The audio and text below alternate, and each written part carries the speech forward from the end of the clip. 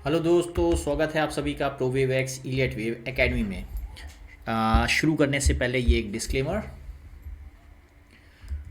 दोस्तों, अगर आपको मेरे वीडियोस पसंद आ रहे हो तो प्लीज़ वीडियो को लाइक कर दिया कीजिए, चैनल को सब्सक्राइब कर लीजिए और बेल आइकन पर क्लिक करना मत भूलिएगा।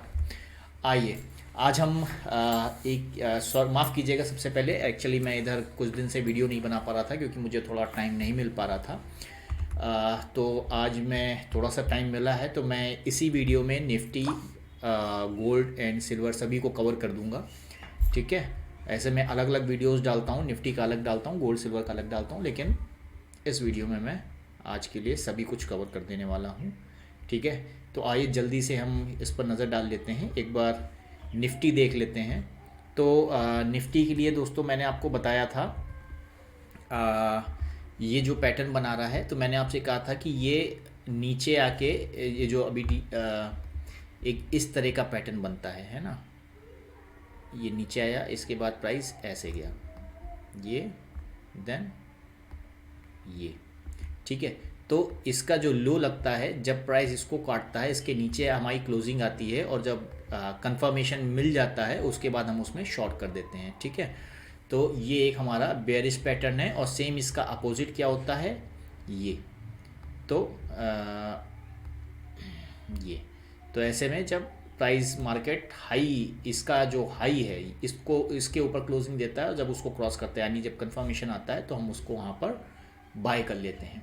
ठीक है। तो यहाँ पर देखिए एक बहुत बड़ा गैप अप हुआ था और उसके बाद प्राइस ने लगभग कुछ ऐसा ही पैटर्न बनाया। ठीक है ना। देखिए, इसको मैं थोड़ा सा, देखिए ये कैंडल गई, इसके बाद प्राइस थोड़ा मूव किया ऊपर और वापस से आया। तो ये जो कैंडल का हमारा लो है, जब इसके नीचे क्लोजिंग मिली, ये देखिए हमें।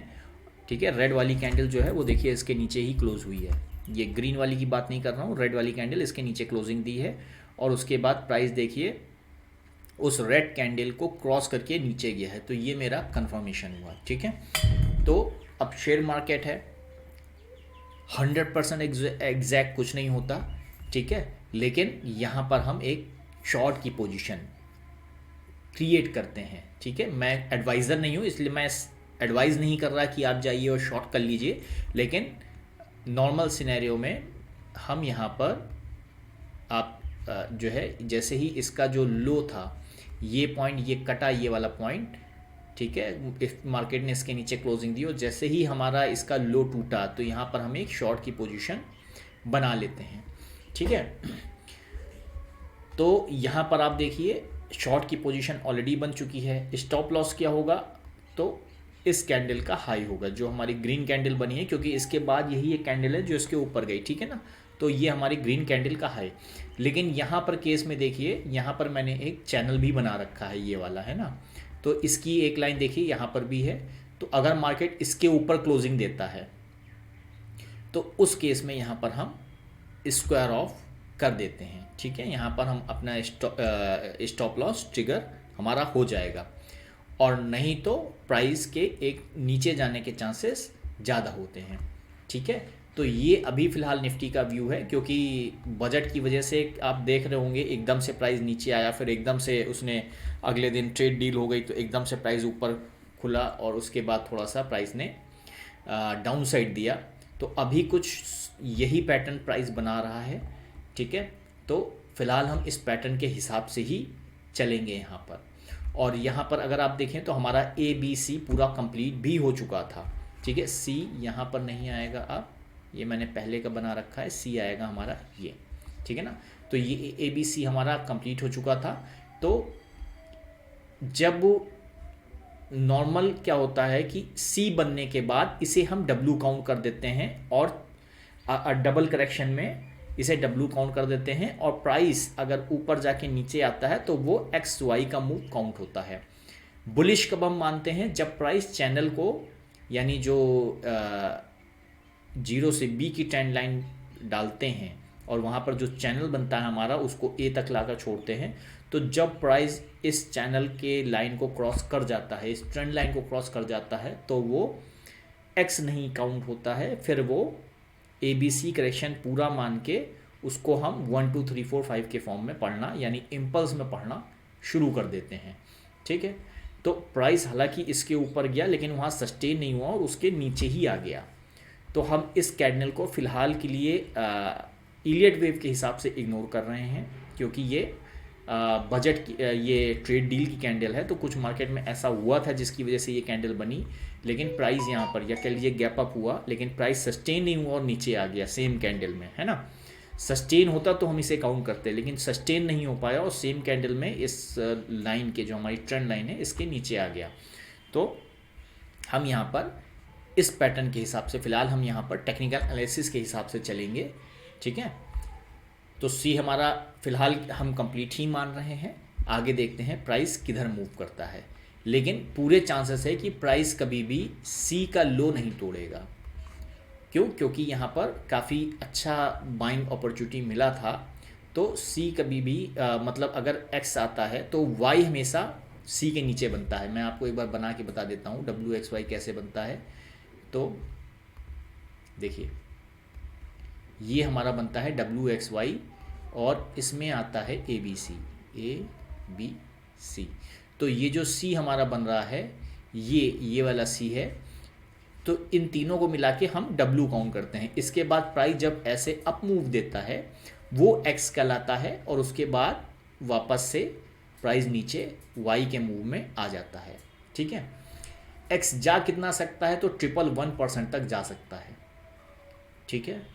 मैक्सिमम जो एक्स होगा इसे हम लार्ज एक्स कहते हैं, वो 111% तक जा सकता है। लेकिन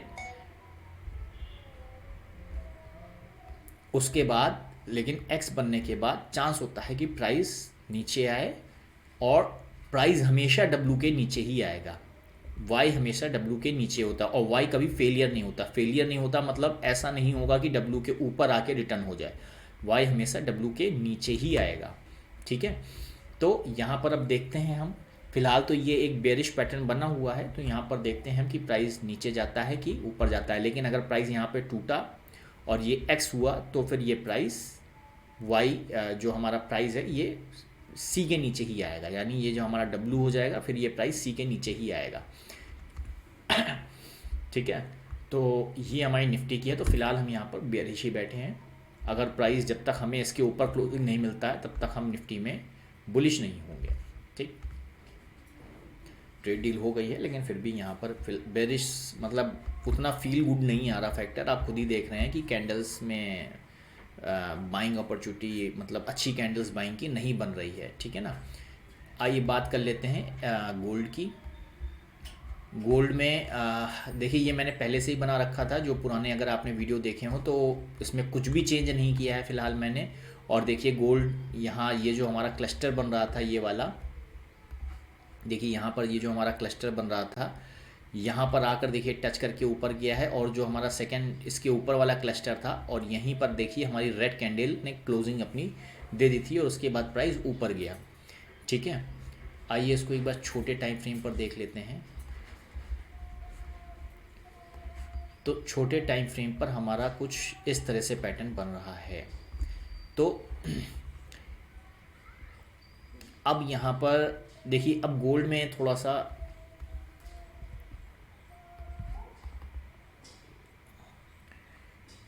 देखिए अगर मैं डेली टाइम फ्रेम पर देखूँ यहाँ तो यहाँ पर मार्केट थोड़ा सा नीचे आई है लेकिन मार्केट अभी भी ओवरबॉट है, ठीक है। थोड़ा सा करेक्शन जरूर आया है मार्केट में। तो पूरे चांस हैं लॉन्ग टाइम फ्रेम पे कि ये मार्केट थोड़ा सा और नीचे जा सकती है गोल्ड में, ठीक है।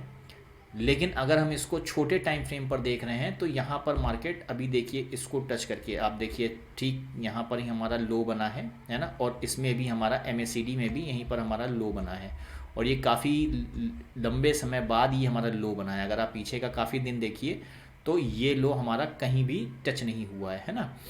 तो ये एक अच्छी बाइंग अपॉर्चुनिटी थी। तो लॉन्ग टाइम फ्रेम पे तो बन रहा है कि गोल्ड हो सकता है अभी और नीचे आए, लेकिन फ़िलहाल छोटे टाइम फ्रेम पर गोल्ड में अपसाइड मूव मुझे दिख रहा है। कितना अपसाइड जा सकता है? तो देखिए इसको हम ये 1 हो गया हमारा 1, ये 1 में देखिए मैंने बताया था ना कि इलियट वेव में वेव्स होती है। तो 1 2 3 4 5 ये 5 वेव का 1 बन गया। फिर ये हमारा 2 आ गया, ठीक है। ए बी सी करके 2 आ गया हमारा, और अब ये मूव सी में जा रहा है, वेव 3 में जा रहा है। तो इसको देखते हैं, ये ऐसे। अब मैं इसमें एक्चुअली कई सिनेरियो बन सकते हैं, मैं आपको सारे सिनेरियो बता देता हूँ क्या क्या सिनेरियो बन सकते हैं, ठीक है। तो वेव 3 में ये काउंट हो सकता है, कैसे निकालेंगे कितना जा सकता है, तो इसका तरीका भी सेम है, 0 से 1 पर और उसके बाद 2 पर हम एक प्रोजेक्शन डालते हैं। तो मिनिमम क्राइटेरिया हमारा 61.8% होता है, ठीक है। जो वेव 3 में देखिए कोई भी इम्पल्स, मिनिमम जो क्राइटेरिया इम्पल्स का होता है वो 61.8% ही होता है। तो वेव 3 मिनिमम जो बन सकती है वो मिनिमम इतना होना ही होना चाहिए, ये मिनिमम क्राइटेरिया है, ठीक है। तो इसका मतलब प्राइस इसको टच करना ही करना चाहिए। दूसरा अगर हम बात करें तो ये ABC हो सकता है। ABC क्यों हो सकता है, क्योंकि देखिए यहाँ से अगर हम यहाँ तक की काउंटिंग करें 10 बार लिया, और इसके आगे अगर हम यहाँ से यहाँ तक की काउंटिंग करें तो 9 बार लिया। मैंने आपको बताया था 3 से 4 कैंडल की ओवरलैपिंग हो सकती है, तो इसे हम A B भी काउंट कर सकते हैं, है ना। ये हमारा A हो सकता है, ये हमारा B हो सकता है। तो प्राइस C में ऊपर जो है जा सकता है, या कह लीजिए जा रहा है। तो C का भी मिनिमम क्राइटेरिया कितना होगा, 61.8%, आपको पहले मैंने बता रखा है पुराने वीडियोस में, ठीक है। तो इसका मतलब है फ़िलहाल मुझे प्राइस यहाँ तक टच करता तो दिख ही रहा है, ठीक है। अगर ये C है तो C में और इम्पल्स में आपको डिफरेंस बताता हूँ। अगर इम्पल्स होता है तो उसका क्राइटेरिया फिक्स नहीं होता। अगर ये वेव 3 है तो वेव 3 एक्सटेंशन में जा सकती है, 2400 तक एक्सटेंशन में जा सकती है ना। लेकिन अगर वेव C है तो ये 227% तक जा सकती है, ठीक है। तो वेव C में हमें थोड़ा सा जो हमारा अपसाइड है वो लिमिटेड हो जाता है, और वेव 3 में अपसाइड हमारा, या कह लीजिए अपसाइड नहीं, अगर डायरेक्शन है तो वो हमारा बहुत बड़ा मिल जाता है, ठीक है। लेकिन अगर 27% तक जा सकती है तब भी यहाँ पर प्राइस देखिए बहुत आगे है, ठीक है, अगर ये प्राइस वेव C में जा रहा है। अब हम देखते हैं कितने दिन में जा सकता है। तो हम क्या करेंगे, जितना हमारा 0 से 1 का टाइमिंग है यानी 10 कैंडल, और जितना यहाँ से यहाँ तक टाइमिंग 19 कैंडल को, टोटल 19 कैंडल है, इसको डिवाइड कर देंगे कितने से, 4 से, तो लगभग हमारे पास आ जाएगी 5 कैंडल। तो एक डेट आएगी हमारी ये, ठीक है। इसके बाद हम डिवाइड कर देंगे 2 से, तो नेक्स्ट जो टाइम आएगा हमारा वो हमारा आएगा 10, ठीक है। तो अभी हम इन दोनों को मॉनिटर करके रखेंगे, प्राइस या तो यहाँ पर हाई या यहाँ पर हाई लगा सकता है, ठीक है। अगर हम वेव 1 2 3 4 1 2 3 मान के चलें तो टाइमिंग कहाँ पर आ रहा है, तो हम काउंट कर लेंगे केवल वेव 0.0 से 1 तक की काउंटिंग करेंगे, 10 बार आ रहा है, ठीक है ना। तो देखिए 10 बार आया था, हमने काउंट किया था इसको, 10 बार आया, तो हम यहाँ से आगे 10 बार मार्क कर देंगे, तो वो भी देखिए यहीं पर आ रहा है। तो यहाँ पर एक हमारा क्लस्टर बन रहा है। तो अभी हमारे पास 10 फरवरी तक समय है, 10 फरवरी 2:30 बजे 3:30 बजे तक, ठीक है। टाइमिंग देखिए नीचे लिख के आ रहा है, 10 फरवरी 3:30 बजे तक यहाँ पर मार्केट अप मूव में दिखा सकता है। लेकिन इसके पहले एक हमारे पास ये टाइमिंग भी है, ये कब का है, ये है 9 फरवरी का, 9 फरवरी का 3:30 बजे, ठीक है ना। एक ये टाइमिंग भी है हमारे पास। तो फिलहाल यहाँ तक हमें टेंशन लेने की ज़रूरत नहीं है, यहाँ तक मार्केट अप ही रहेगा, अप डायरेक्शन में ही रहेगा, ठीक है ना। अगर डाउनफॉल आएगा तो इसके बाद ही आने के चांस हैं, ठीक है। क्योंकि अगर वेव C बना रहा हो या वेव 3 बना रहा हो, मार्केट हमेशा 5 मूव में जाएगा। वेव C में भी 5 मूव में जाता है, 1 2 3 4 5 करके, और वेव 3 में भी। तो इसका मतलब है कि मार्केट सीधा ऊपर नहीं जाएगा, ऊपर चढ़ेगा, फिर नीचे आएगा, फिर चढ़ेगा, फिर नीचे आएगा, फिर चढ़ेगा, हमेशा मूव ऐसे ही मिलते हैं, ठीक है। तो अभी फ़िलहाल ये डेट आ रही है हमारे पास, यहाँ तक हम बुलिश रह सकते हैं। ठीक है, आइए अब एक बार सिल्वर को देख लेते हैं। हाँ, सिल्वर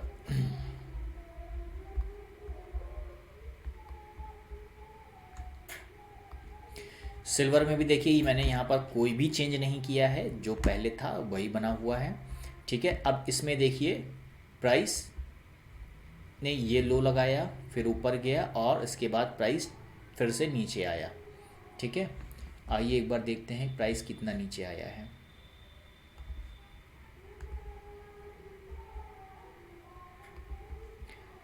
तो 38.2% तक। अच्छा, मैं आपको एक चीज़ और बताता हूँ। देखिए जो लास्ट स्विंग है, लास्ट स्विंग पर एक बार रिट्रेसमेंट डालिए और देखिए क्या जो इसका लो लगा है ये 127% टच कर गया है। तो टच कर गया है। ठीक है, जब तक हमारा किसी भी केस में अगर 127% लास्ट स्विंग में जो लो लग रहा है वो 127% उसके पहले वाले स्विंग का नहीं होता है, यानी कि हम जैसे इस स्विंग का देखना है हमें, तो मैं इस स्विंग की बात कर रहा हूँ, जो ये वाला स्विंग आया है, अगर हम इसको देखना है तो इसके पहले वाला जो स्विंग था, यानी ये प्राइस नीचे आया इसके बाद ये ऊपर गया, तो ये जो डाउन पॉइंट बना और जो हाई बना, यहाँ से लेकर यहाँ तक एक रिट्रेसमेंट अप्लाई करेंगे और देखेंगे कि उस रिट्रेसमेंट में क्या मार्केट 127% टच कर गया है। अगर नहीं टच करता है तो चांसेस होता है कि एक बार फिर से दोबारा लो लगे। अगर टच कर गया है तो ये अच्छी बात है, ये थोड़ा सा एक बुलिश सिग्नल हो सकता है। लेकिन अगर हम यहाँ पर देखें तो एक बार देखते हैं यहाँ से यहाँ तक कितना टाइम लिया, 8 बार्स लिया है और यहाँ से आगे 12 बार, तो ये ABC के अकाउंट में मार्केट गया है ना। तो मार्केट ने यहाँ पर ABC बनाया है, तो क्या मार्केट इसके नीचे नहीं जा सकता? बिल्कुल जा सकता है, पूरे चांस हैं मार्केट जा सकता है। एक बार हम MACD और RSI ये भी देख लेते हैं। इसको देखिए, जो बड़े टाइम फ्रेम पर तो RSI बुलिश ही दिखा रहा है, क्योंकि यहाँ पर देखिए ये हमारा इंडिकेटर भी ओवर सोल्ड जोन में आ चुका है। तो यहाँ से फ़िलहाल तो रिकवरी के संकेत लग रहे हैं छोटे टाइम फ्रेम पे। एक बार बड़े टाइम फ्रेम में देख लेते हैं। ओके, तो बड़े टाइम फ्रेम पर देखिए अभी भी MACD डाउन साइड में है। ठीक है, और ये भी अभी मिड में है, मतलब 50% को क्रॉस कर चुका है। तो थोड़ा सा रिकवरी यहाँ पर हो सकता है देखने को मिले, लेकिन क्या ये और नीचे नहीं जा सकता?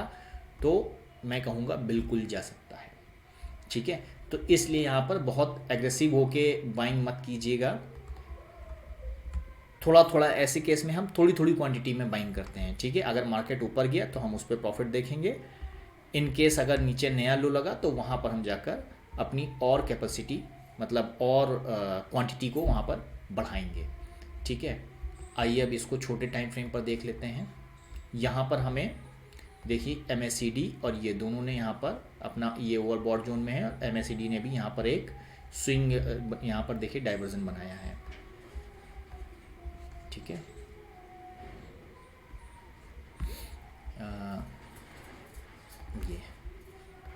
ये देखिए ये यहाँ पर MACD यहाँ पर डाइवर्जन बना रहा है।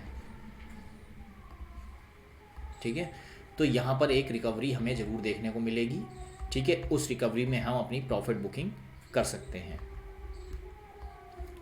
या नई क्वांटिटी लेके थोड़ा सा आप इसमें ट्रेड देख भी सकते हैं। ठीक है, तो ये हमारा A, B और C है। यहाँ पर B क्या है, याद होगा जब मैं करेक्शन पढ़ा रहा था तो मैंने बताया था, अगर 61.8% यानी कि B अगर इस एरिया को 61.8% इस क्राइटेरिया को मीट नहीं करता है तो वो क्या कहलाएगा, जिगजैग करेक्शन, है ना।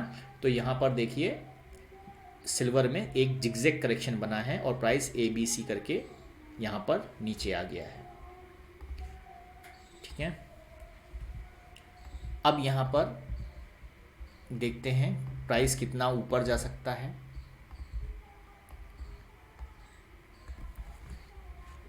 तो पहले हम पूरा जो इम्पोर्टेंट हाई है और इम्पॉर्टेंट लो है, यहाँ तक देखेंगे कितना समय लिया है। तो 27 कैंडल यहाँ पर इसने लिया है, तो डिवाइड कर देंगे, डिवाइड बाई 4। तो 27 को 4 से एक बार डिवाइड कर लीजिए,